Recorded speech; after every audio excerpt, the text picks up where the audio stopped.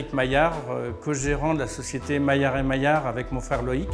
Nous sommes une société spécialisée en agencement et taille de pierre, marbrerie d'art. L'entreprise existe depuis 5 générations. On utilise de nombreuses matières. Autant on était monoproduit il y a une quinzaine d'années, puisqu'on travaillait essentiellement le granit local. On a dû s'adapter un peu aux demandes de nos clients et aujourd'hui on travaille granit, marbre, pierre calcaire, quartz, matériaux reconstitués, céramique, qui viennent un peu du monde entier. Lorsqu'en 2003, on décide d'investir dans le centre d'usinage, ça a été un peu une révolution, je dirais la première révolution de l'entreprise. Il a fallu se réorganiser en termes de qualité de travail, en termes d'exigences clients aussi, qui étaient totalement différents. Il n'y avait pas à l'époque, je dirais, véritablement de process de fabrication au niveau des salariés dans la décoration et la marbrerie d'art. Donc on a effectué véritablement une formation en interne et tous nos salariés ont gravi en compétences depuis une dizaine d'années.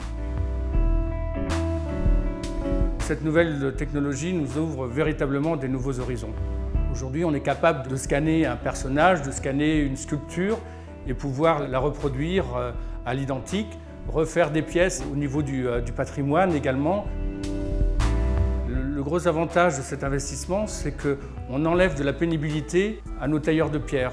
L'épannelage et l'ébauche de la pièce, ça va être remplacé par le robot, mais lui va apporter l'âme à la pièce, va faire toutes les finitions manuelles. Et c'est ça qui est très important.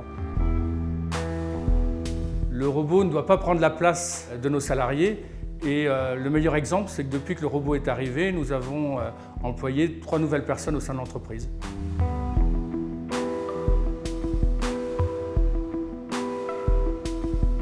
Être artisan d'art, c'est respecter la tradition que nos aïeux nous ont inculquée, tout en prenant part à un nouveau virage dans l'univers de la 3D, de la robotisation.